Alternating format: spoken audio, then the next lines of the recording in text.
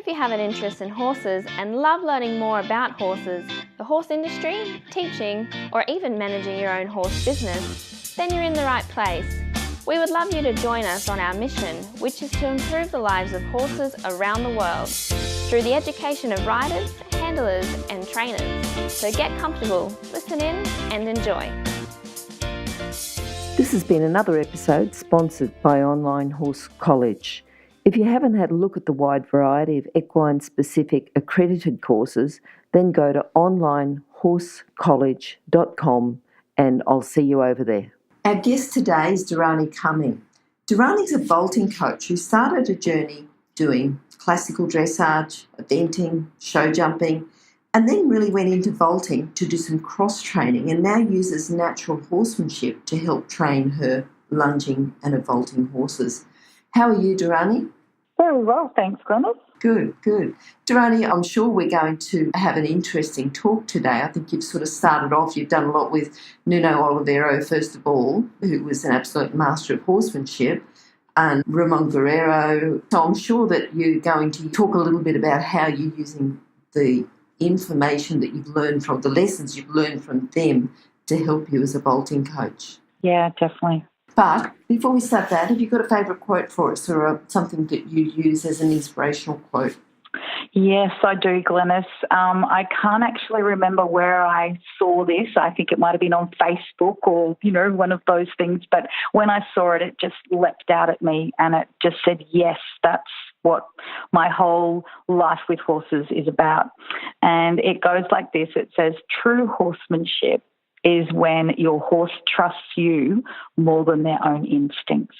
Yes. And that really spoke to me about the relationship that you need to have with your horse, particularly for high performance things, especially when you're lunging a vaulting horse at a very, very high level in a very, important competition.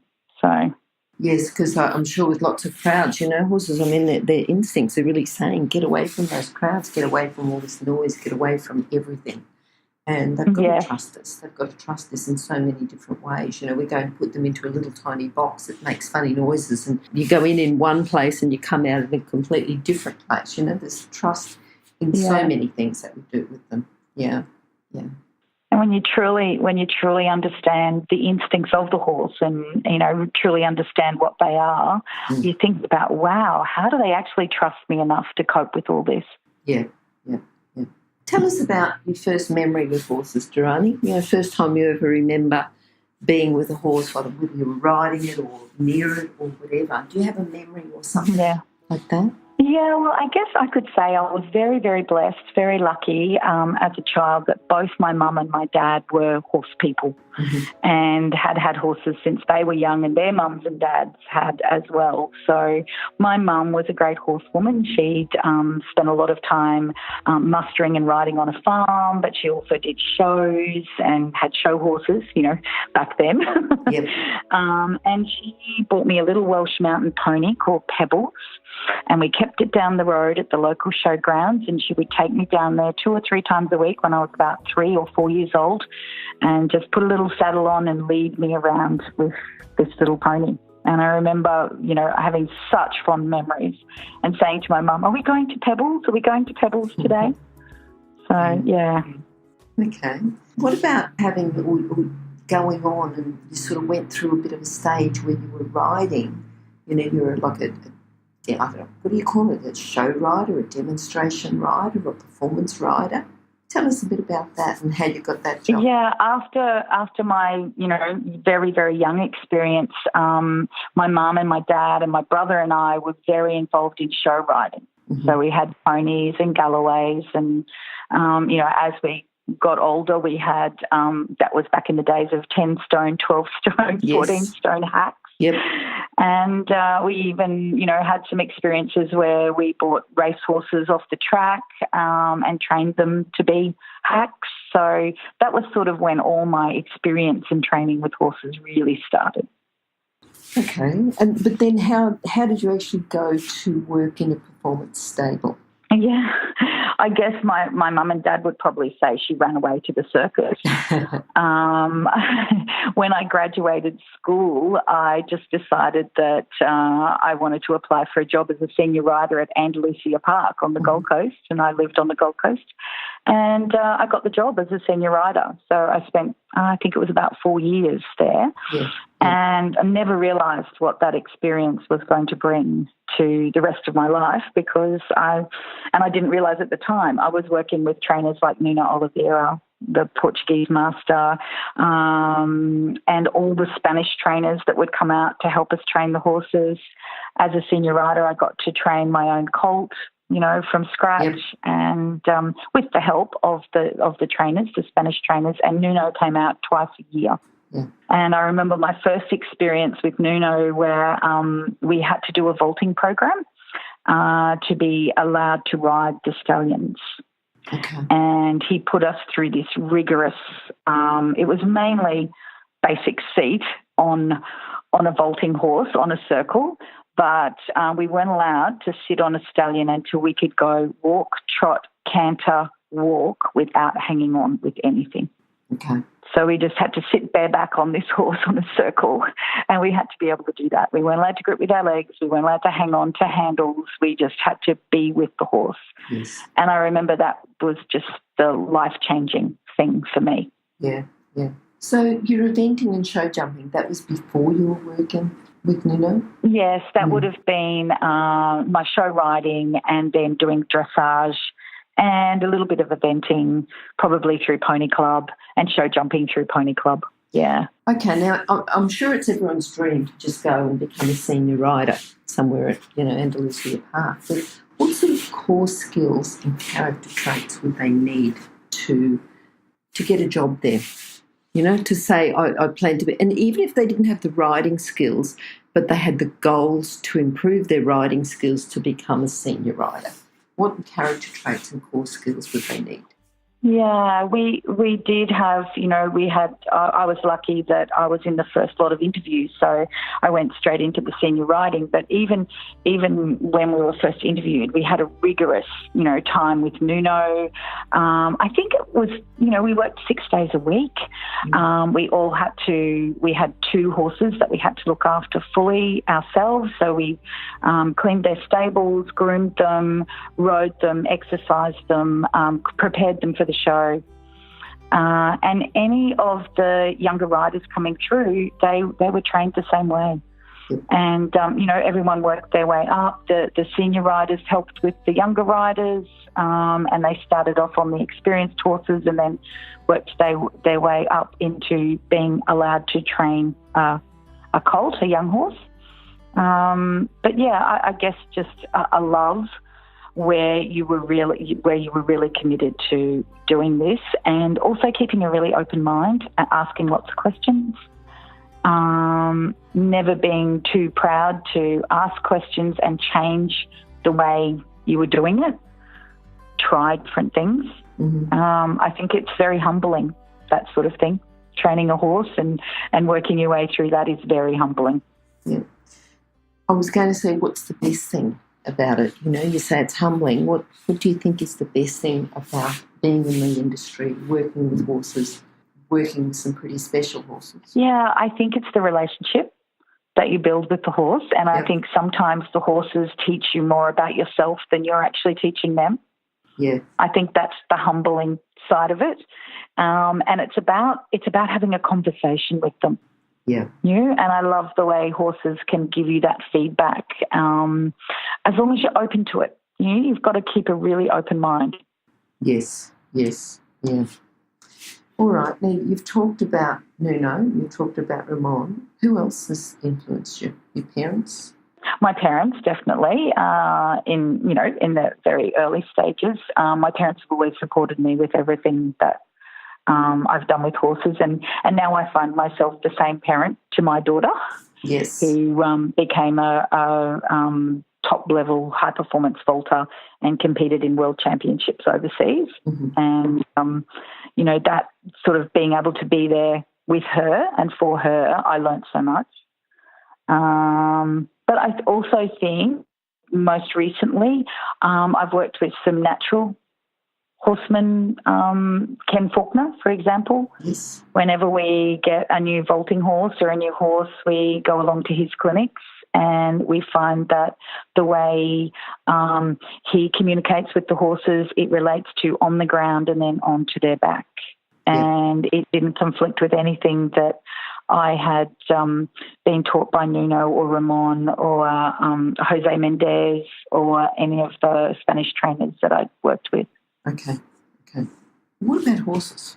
You've got a particular horse, or, you've talked about your first Pebbles, was it? Your first horse? Yes. Yeah. There's been so many, and they've all been, I was thinking about this, they've all been so significant, and I've learnt something from each one. I guess the one I've got now, my high-performance vaulting horse, Ludo, he's teaching me a lot, and he's learning a lot as well. But there was a show horse that I had called Midshipman, and he was a Galloway, and I learnt so much from him. He was the sort of little horse that if he got a fright or he didn't like the look of something, he would just grab the bit and bolt. And if you touched his mouth, he would go faster. Mm-hmm. And you wouldn't be seen for dust. So I actually learned to train my brain that when he got a fright, I had to be calm. Yep. And that's a skill that has stood by me for the rest of my life. Mm-hmm. And I can thank Mitty for that. And that's teaching you something about yourself as well, isn't it? Yeah. Mm-hmm.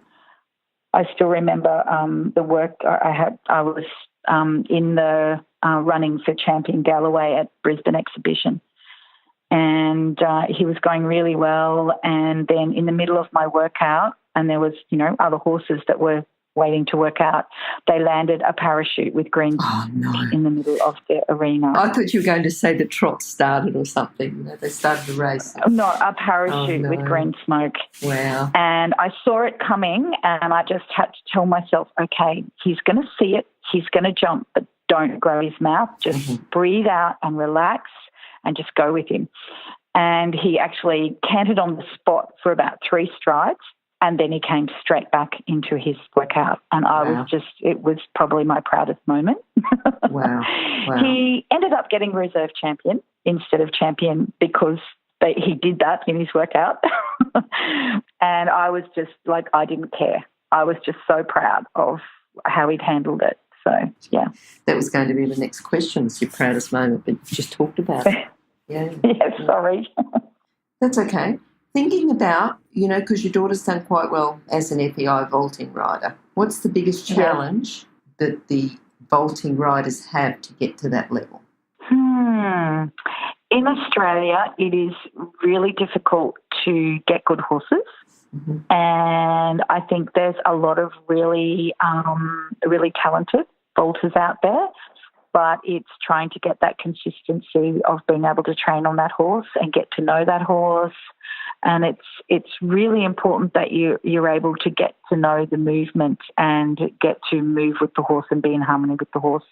And then I think the greatest challenge for them when they go overseas is that we can't take our horses with us.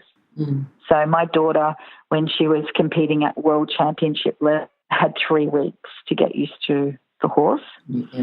And she was also competing in a junior squad of Australian vaulters, and they had 3 weeks to get used to that horse as well. So she was trying to get used to 2 different horses. And, I think it like you're competing against Europeans, and they have been training on the same horse for like 12 months or more. Yes. And so when you run in, you are at a disadvantage right from the start. Mm-hmm. But the Australian vaulters, they have such guts, and, they overcome that and do some amazing things. Yeah. Just thinking about a general horsemanship point of view, what's a common fault that you see with, could be riders or handlers or trainers, something that you've seen that you think could be fixed? And because I'm going to ask you how to fix it. Yeah. No, I just think that, my what I've learnt over the years is there is a quick fix. Mm-hmm. But horsemanship is something that takes years and years of experience and working with the horse to really understand them. And through my experience with vaulting, I've realised even more so from what Nuno taught us that it's all about harmony with the horse and working with that horse. And I think any technique that forces the horse to do something, I don't believe is in the best interest of the rider or the horse. Yes. And like you're asking your horse to do different things, but I believe in the method where you open the gate that you want them to go through and then you gently close the other gates. And the horse is making that choice to do that. And that's very much so in vaulting as well, because the whole essence of every move you do when you're vaulting is harmony with the horse. If the vaulter doesn't move with the horse, then the vaulter falls off because they're not hanging on with anything. Yeah. So, yeah. And I just think a good seat, a good balanced seat, and really focusing on being in harmony with that horse, not interfering too much with their natural movement, is the essence of everything we should be doing with our horses. Okay. And that's something that you would obviously recommend to young vaulting riders, people that are coming into vaulting, that's what you'd say to them. Yeah, well, I've found that vaulting is an amazing cross-training and foundation training for the other disciplines. Wait, can you hear anything? No? That's because we're waiting for someone with a good quality horse product to be advertised here. If that's you, then contact us, horsechats@horsechats.com, and we'll send you the details. Thanks. Are you teaching riders from other disciplines now, or you've just seen it used in other disciplines? Yeah, it is starting to become a little bit more, there's a lot more interest in that now with the vaulting. Vaulting's always been looked at as, it's a high-performance sport or a performance sport. But even overseas, and that's what Nuno did with all of the senior riders at Andalusia Park, you had to go through a vaulting program first. And at the Vienna School of Riding, they start off on the lunge, bareback on the lunge. Yes. And it's the way they develop their riding to be balanced and stable, a stable seat, and to be able to have an independent seat. Yeah. And in all the riding schools overseas, and particularly in Germany, that's why vaulting's so big in Germany, is that it's used as a foundation training for riding. Yeah. All right, I think that's good. I think you've certainly explained that well, and you've talked about it. And you've talked about, just say something too about the natural horsemanship, because you were saying about the term you were using, or they were using, Nuno was using the term natural horsemanship when he did work in hand with the stallions and with the horses at Andalusia Park. Yeah, I guess because the term natural horsemanship is, it's a more modern term now. When I was working with Nuno, it was horsemanship.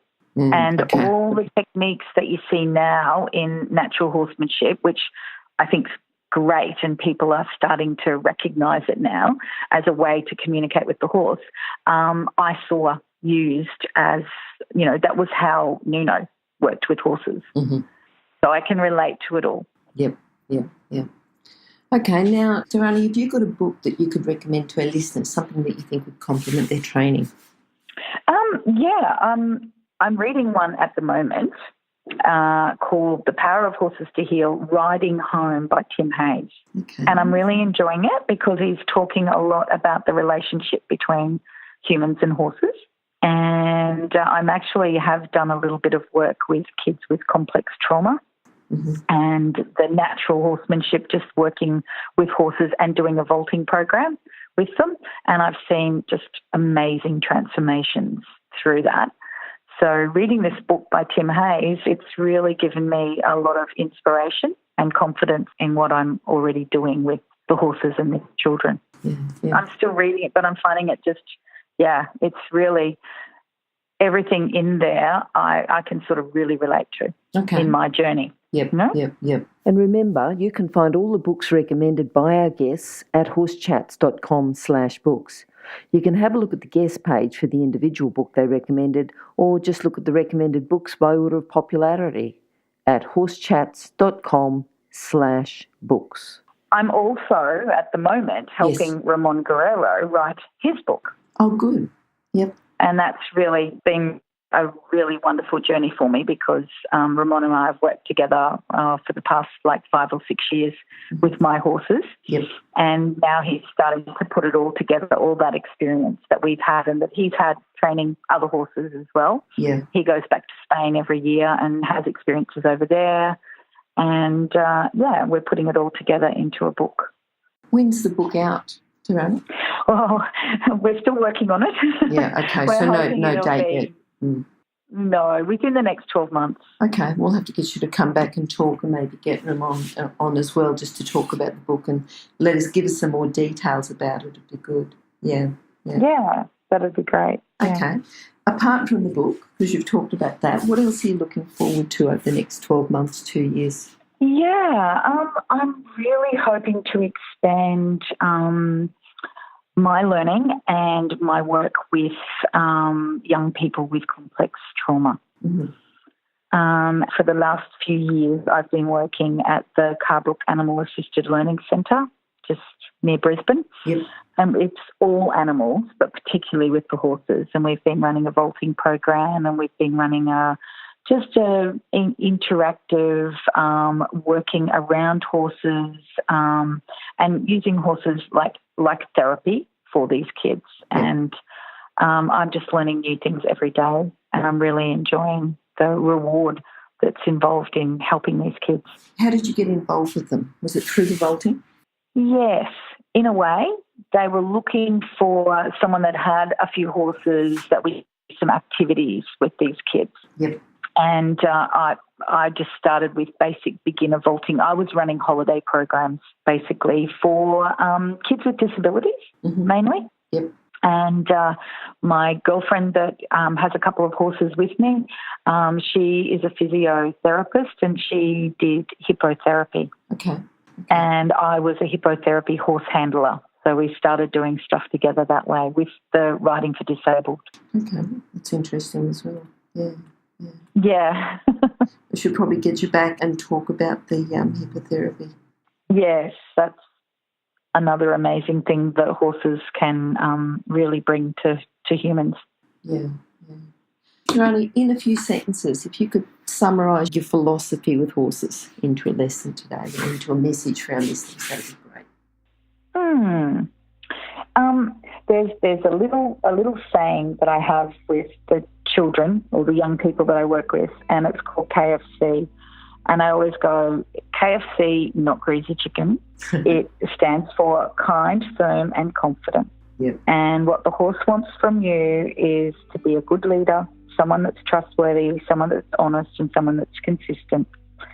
And if you're always listening and understanding and communicating clearly, that will help your relationship with the horse, and also it's very humbling for you because you learn a lot.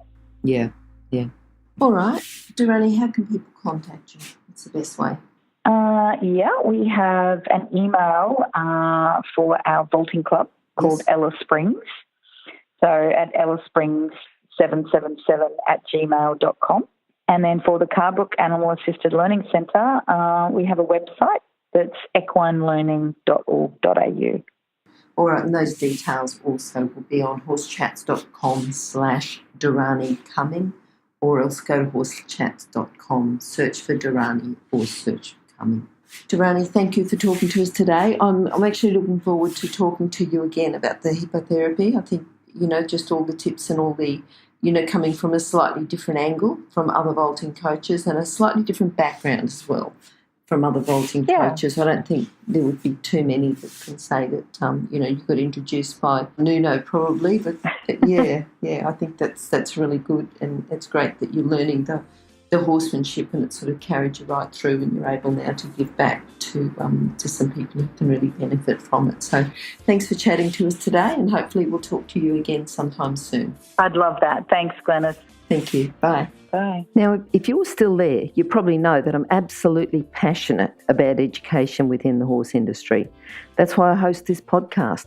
My other venture is Online Horse College. Have a look now at onlinehorsecollege.com, and I'll see you over there. Remember that our comments and instructions are general in nature and do not take into consideration your individual horses or your individual ability and circumstances.